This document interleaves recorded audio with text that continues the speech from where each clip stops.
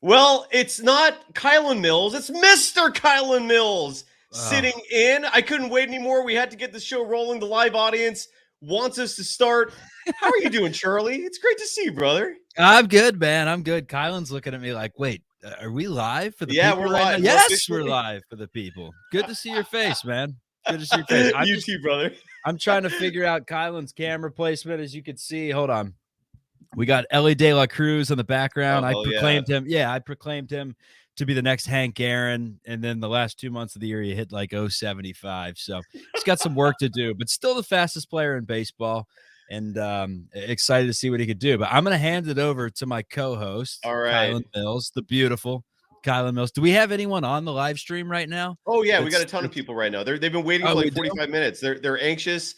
They're ready, and we're ready. We're gonna talk like, where the hell did that guy from Channel 5 go? I remember him. We're gonna talk about Jonathan Kuminga. We're talking Brandin Podziemski. We're talking Golden State Warriors next. This, Charlie, great to see you, brother, is Locked On Warriors. You are Locked On Warriors, your daily Golden State Warriors podcast. Part of the Locked On Podcast Network, your team every day.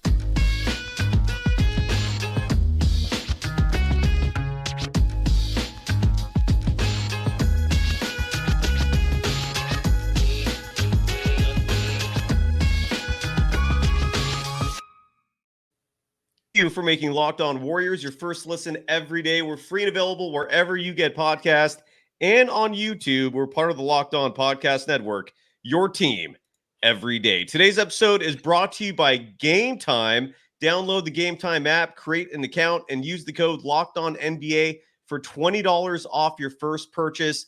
Kylen is in the house. Good to see you. It was good to see your hubby there for a second. I haven't seen him in a while. You can follow Kylen Mills on all social media platforms at Kylen Mills. You can follow me, Cyrus Saatsaz, on Threads at Dog Wild. Kylen, great to see you.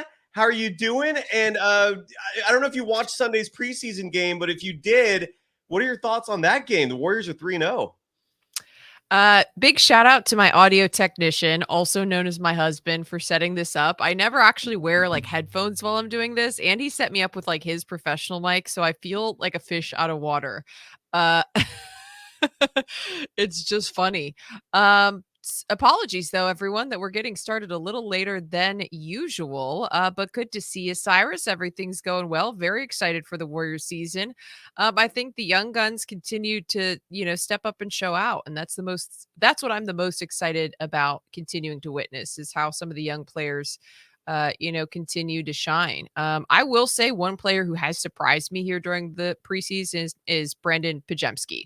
I did not have full faith after watching him in college that his game would translate so quickly to the NBA.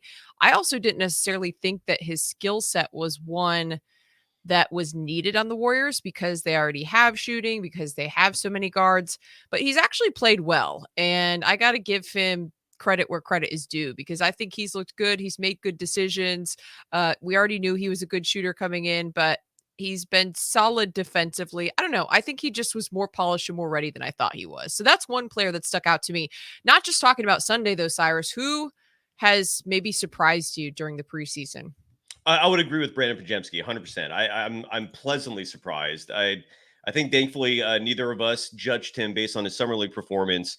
Yeah. And we're going to get into Podziemski in just a minute, because I wanted to make the theme of tonight's show the pleasant surprises of the Warriors preseason through 3 games. They're undefeated so far. I know the preseason doesn't count for anything, but if you're this Warriors team with a lot of new players and you're integrating these new players, you got some youngsters on the team who are unproven, this preseason means a lot. Kylen, do you know who the leading scorer in the preseason is right now? I do not, but I'm very excited to find out. Jonathan Kuminga, our boy. Okay. That makes sense. He is the leading scorer in the entire NBA. I know the regulars don't play heavy minutes, but he leads the entire preseason right so far, averaging, I believe, 26 points. In that Sacramento game, he put up terrific numbers as a starter. Had 28 points. He was 13 for 17 from the line. Added 6 rebounds, and this goes on top of those 2 Laker games where he had 24 points, 8 rebounds in the first game. And then in the second game, he had 26 points, 3 rebounds, not quite as good, but he's also like killing it in the plus minus, routinely leading the team and all players in that category, which is something that is awesome because it indicates when he's playing, the team is successful. And he's just been an absolute pleasant surprise. Stephen Curry talked about both Kuminga and Podziemski. We're going to start with Kuminga first, and I want to hear what Steph had to say about the Warriors youngster who just recently turned 21. Jonathan Kuminga is a baby. Here is Stephen Curry talking about his teammate, Jonathan Kuminga. How have you seen Jonathan grow personally over the past, 6 or 7 months, maybe? I don't know how he would explain it, but just what you see is him embracing the challenge of what's in front of him. I know he, as a competitor and somebody who, was on a fast track to the league, I'm sure he wanted to be playing more minutes early and, have more to show for his first 2 years. But at the end of the day, it's really just about him understanding the best is yet to come for him. And if he can take in all that, the learning lessons that he's gotten over the last 2 years, the patience and the work that he's put in, that there is a role for him. There's a way for him to help us win games, and that will be rewarded in the long run. So I would say probably just the patience, I think, of how he's approaching things. And that's just, you see him play, he's not patient. Like, he's aggressive and all that. I'm just saying just more the mindset of let it come to you and don't have to really force anything. Just keep getting better. That's how everybody, in this league has gotten, who's made it deep into their careers and been rewarded financially with wins and all that type of stuff. That's how you get there. Absolutely. And Kuminga has been just killing it so far. It still bumps me out that he wasn't put in last year in the playoffs, but look, that was in the past. We're in the present. What are your impressions of Kuminga so far? He looks big out there. He's dominating. Your thoughts, Kylen, on the young Jonathan Kuminga? Kuminga has looked great. I mean, his numbers speak for himself. You mentioned the fact that I did not know that he was leading the NBA in scoring, but he's been putting up massive numbers. Still would like to continue to see development in terms of the rebounding. I think that's going to be an important asset for the Warriors and what they need. His defense looks like he's continued to elevate from last season, and he's been able to build. I mean, last season, he took huge leaps in terms of his defensive presence, knowing where to be on the court. He already had the athleticism. He already had the size. He already had the tools. It was just kind of putting together the other side. And he got a lot better last season. He's continuing to build. And I think that's exactly what you want from a young player. But even more than just what he's doing on the court physically, the mental side that Steph Curry pointed out is the most important thing with Jonathan Kuminga.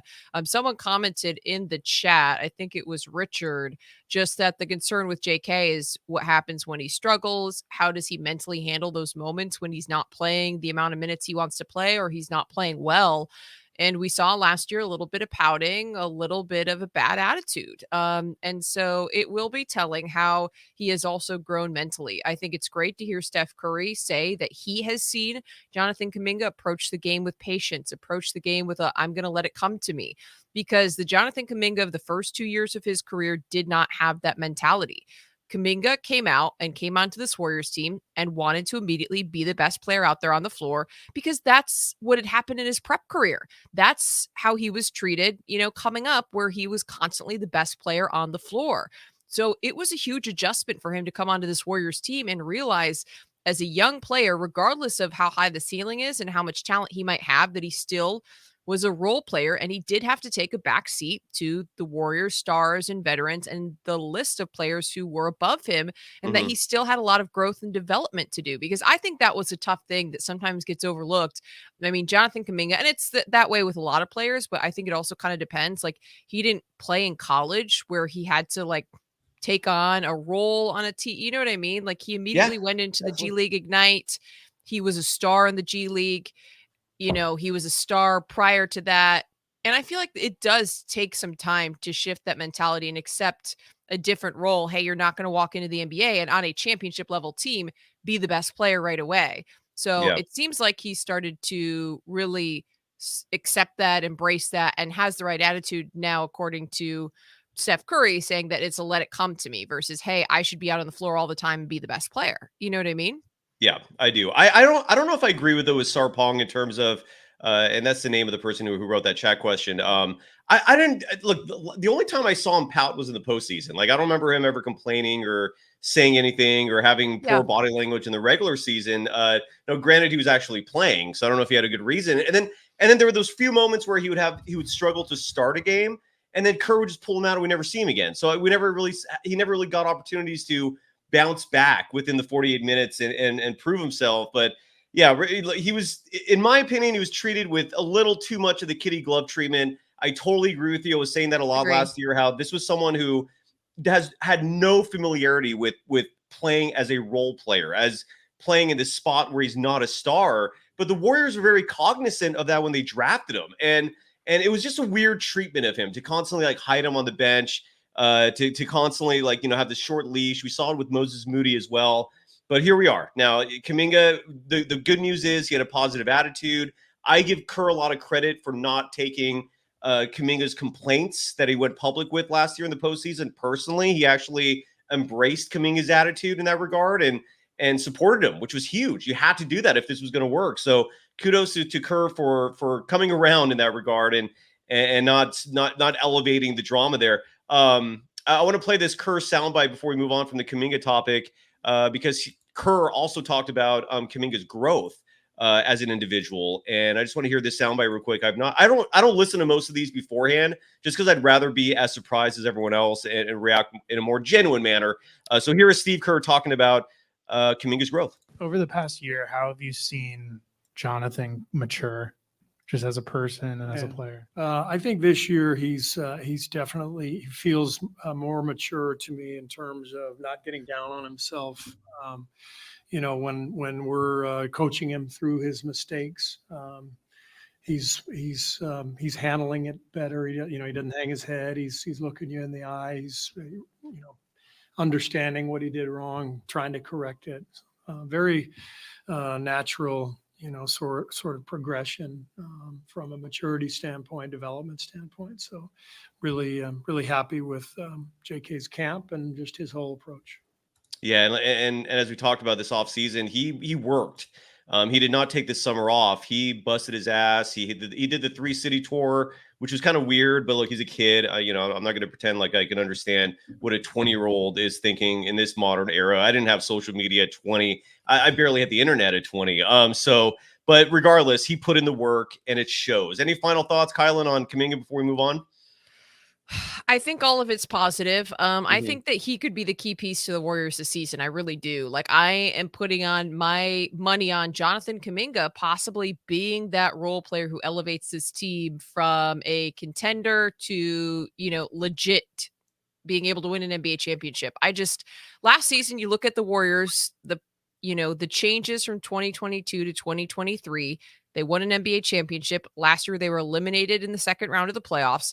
It wasn't the top 6 people on the bench. It was players 7, 8, 9.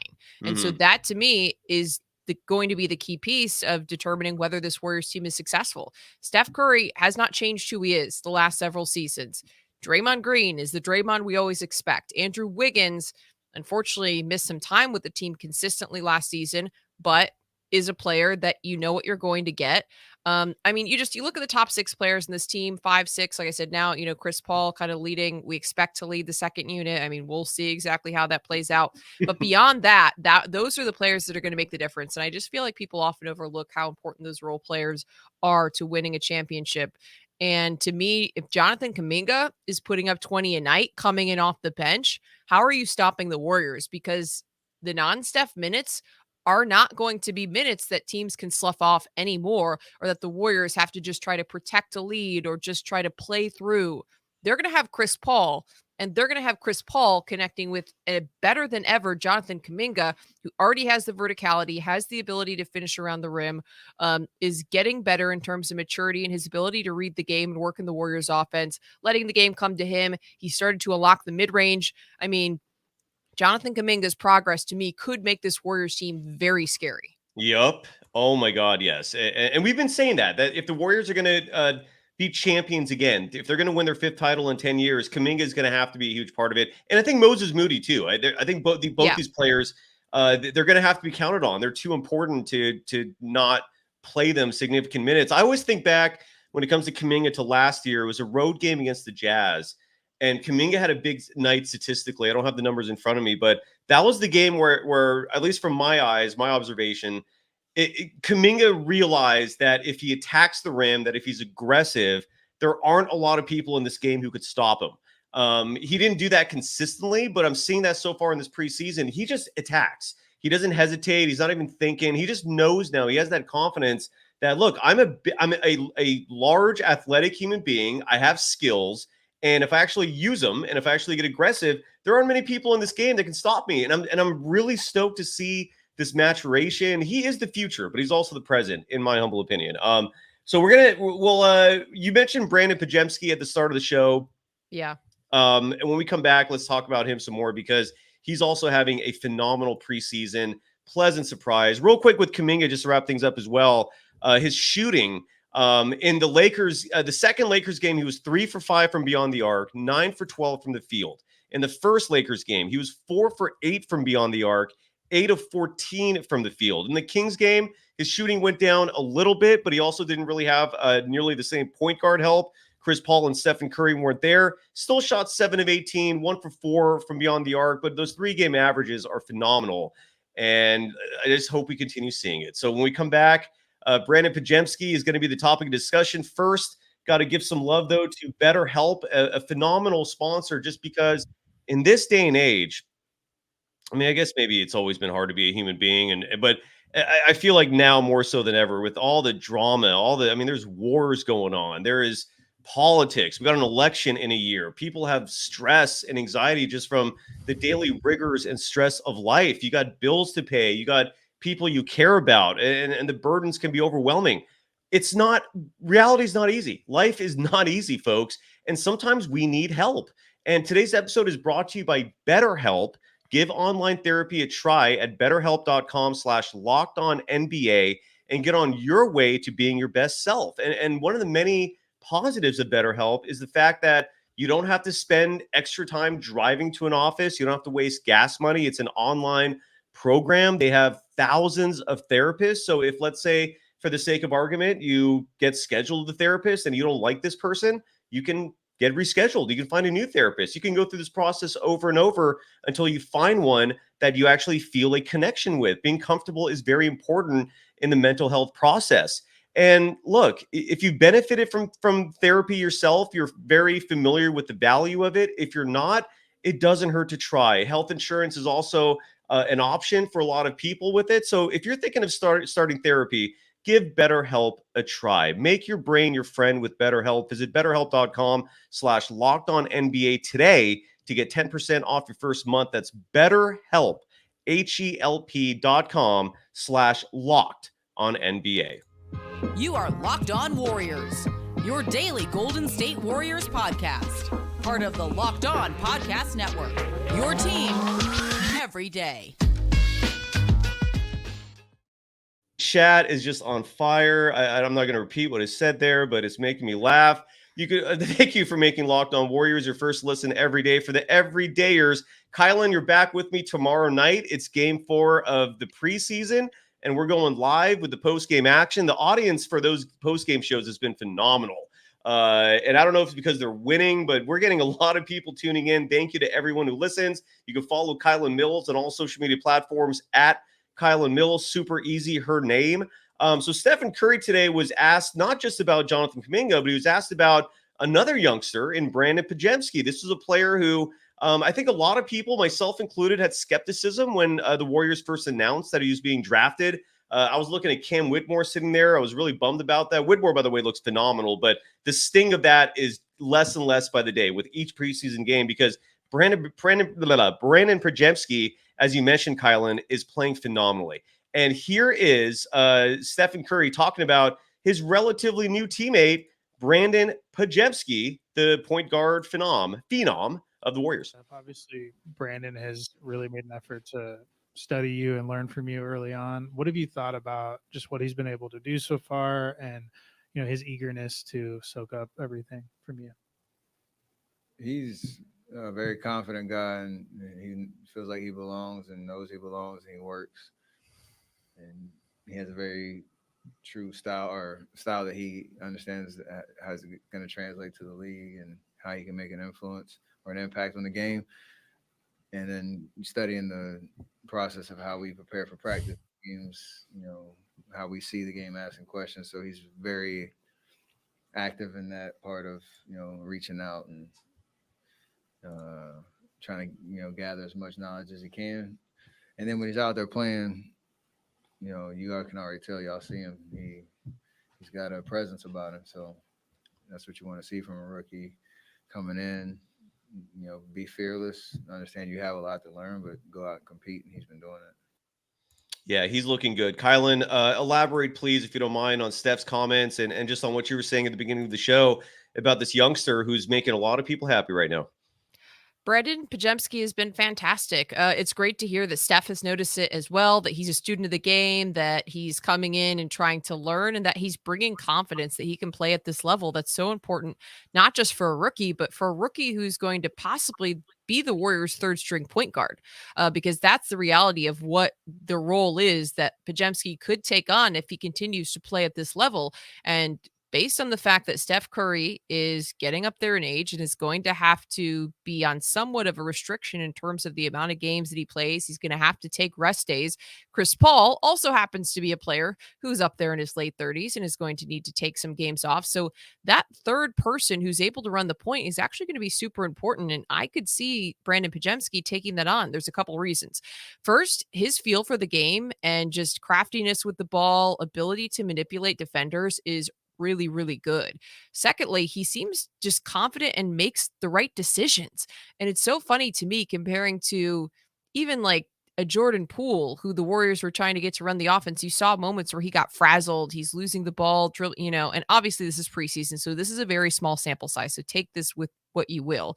But to me, Brandin Podziemski looks in control of possessions. He knows what he wants to do. He makes the right plays. He gets into the paint a lot too. That's something that I've noticed. I think the reason why is the fact that he was such a good shooter in college. Was he nearly 44%? Do you remember? Do you know his shooting numbers offhand? You're muted. Sorry, thank you. 43.8% from beyond the arc at Santa Clara last year. So I will say that I've been a little bit surprised. It seems like defenders are really honoring that and closing him out pretty hard. And he's just smart. He gets into the paint and he's able to make the defense collapse, kick out, find someone on the weak side for a layup. Sometimes he can take it all the way himself. But to me, and has the ability to hit off the dribble as well. He can pull up.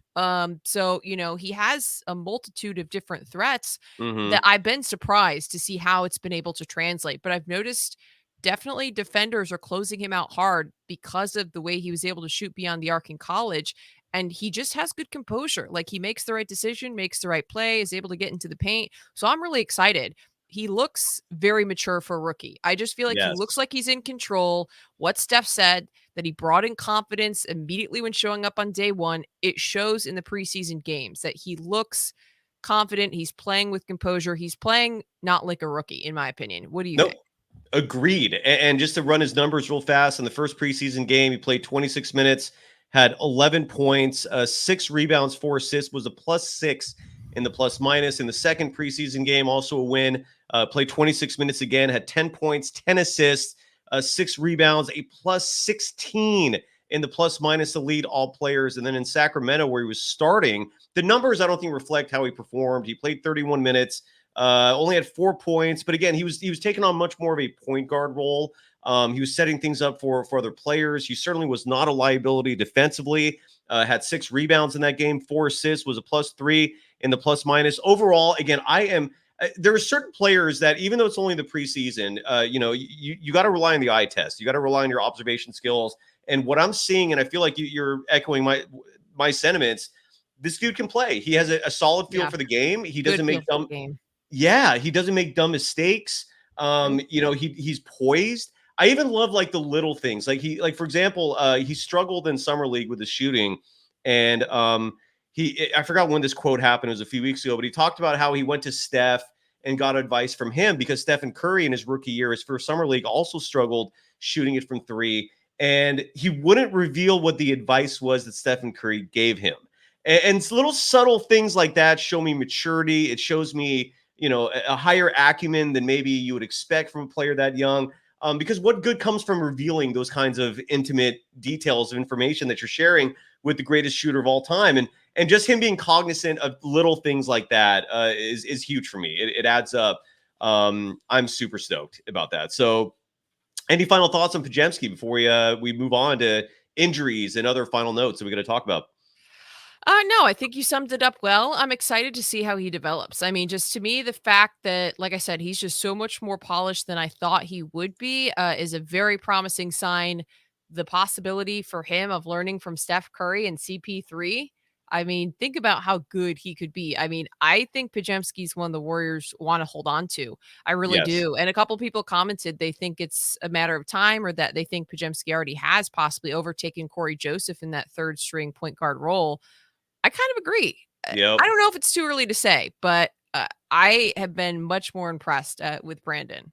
Yeah, I've been echoing that as well, that Corey Joseph. And when we come back in just a moment, we're going to have some new news about Corey Joseph because he has yet to play for the Right. Warriors in these 3 preseason games. There's an injury update on him and on Draymond Green. But I agree. Brandin Podziemski is very quickly making Corey Joseph irrelevant. And look, if the Warriors come to a point in the season where they have to make a transaction where they need an extra roster spot, don't be surprised if Corey Joseph is cut, is traded. We'll see what happens, but you're absolutely right. Brandin Podziemski has made him expendable. And Douglas Mikes, saying Corey Joseph is punching pillows right now. You might be right. And there's a lot more to talk about, though. There's some injury updates for the Warriors, particularly involving Draymond Green and Corey Joseph. And before we get to that, I want to talk about a third youngster who is really impressing me. Not Moses Moody. He's impressing me as well, but someone who's been under the radar. And Kylen, I'd love to pick your brain if you agree with me on this or not. We'll talk about that in just a moment. Got to give some love first to Gametime. And Gametime is an awesome sponsor because the NBA season's just around the corner. Obviously, concert season's all year round, but there's a lot of sports going on. And if you want to go to a sporting event, you got to buy tickets. You actually have to spend money and you have to get seats. And that's what Gametime is all about. They offer a low price guarantee, meaning if you buy your tickets from Gametime, you find those same tickets in the same row and section somewhere else for a cheaper price. Gametime will make up the difference and give you a refund. That is literally what a low price guarantee is. There are a lot of perks with Gametime. Besides offering last minute tickets, flash deals, zone deals, they have easy to find tickets for every kind of event in your area. You can get a view of the seats in terms of what you're going to look at through the app. And again, the low price guarantee. They even have an event cancellation protection. Just the other day, Ed Sheeran canceled the concert in Las Vegas, caused a lot of ruckus. And if you had bought those tickets with Gametime, you would have been protected. So download the Gametime app, create an account, and use the code LOCKEDONNBA for $20 off your first purchase.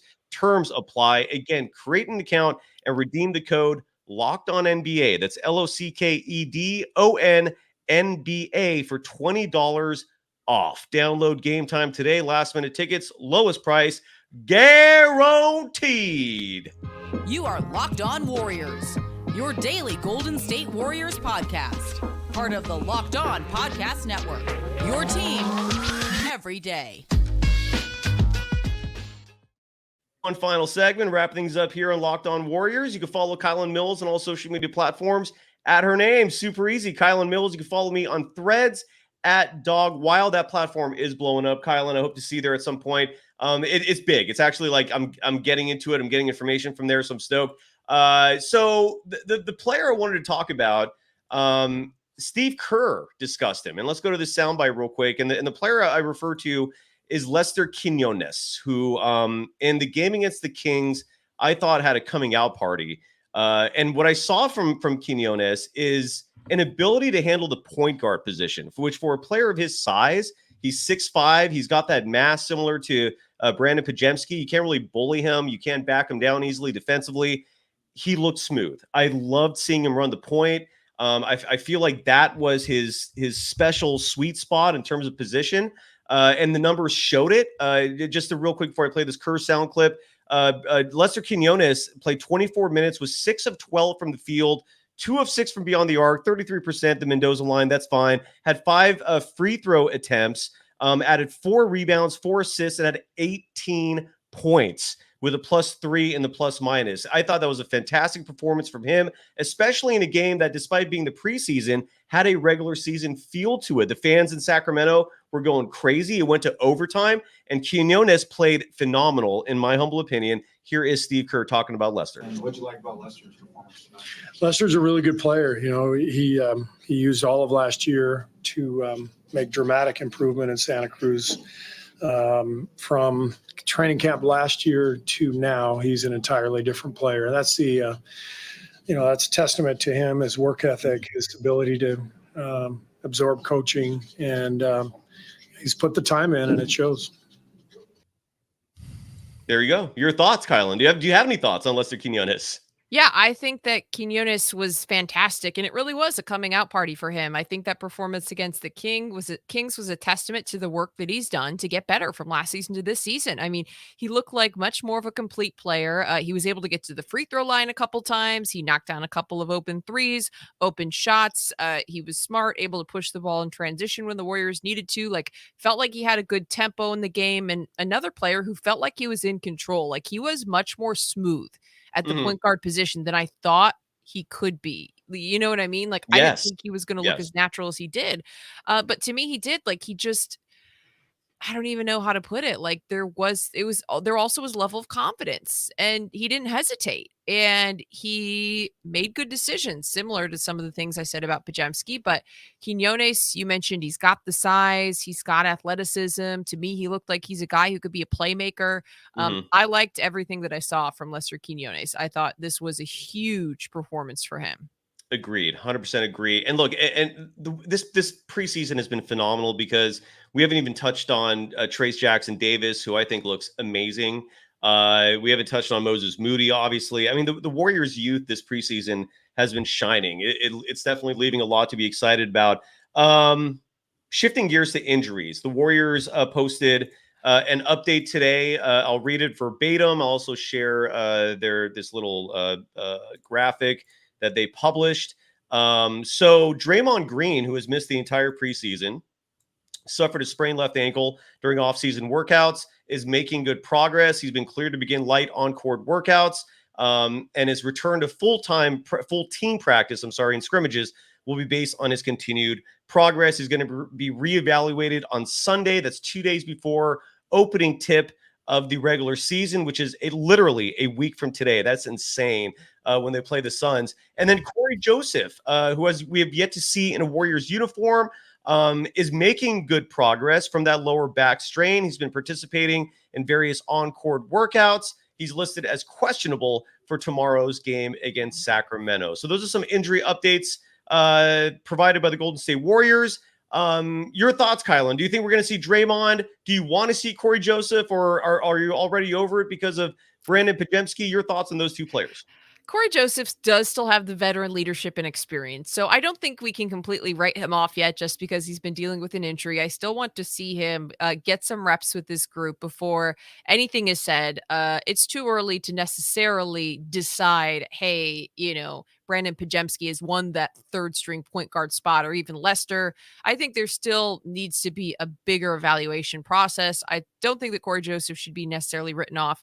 There are a couple reports out, and I know during a couple of the media sessions, several players and others have said that he's taken on a veteran role in the locker room. He's trying to mentor some of the younger players. So I think that, he still holds a lot of value to this team, and I want to see what he can do on the court, or at least see him get the chance. And then, continue to make those evaluations about which of those three.